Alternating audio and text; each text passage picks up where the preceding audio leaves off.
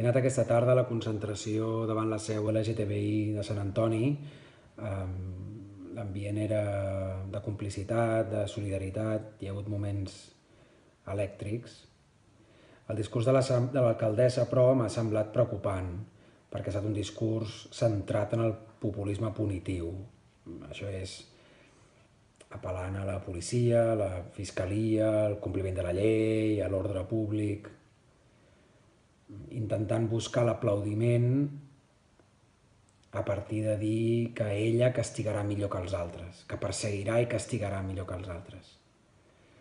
La por que viuen les persones LGTBI és una por real, és una por quotidiana de cada dia, feta des de petites humiliacions imperceptibles per molta gent fins a grans violències per viure una vida normal i lliure. És una por que demana de respostes de tota mena, pedagògiques, educatives, de resistència social, de xarxa comunitària, de suport mutu i sí, també de policia i de jutjats i d'ordre públic.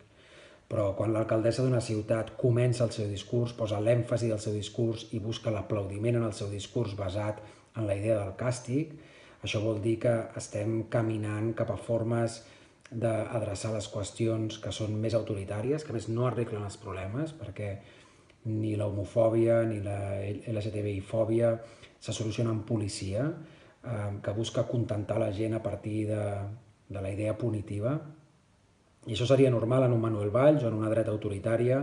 o en les derives aquestes que estem veient al continent cap a formes més dures i cap a formes més autoritàries d'adreçar les qüestions, però quan arriba als partits de govern, quan arriba a l'esquerra de Barcelona, quan arriba l'alcaldessa,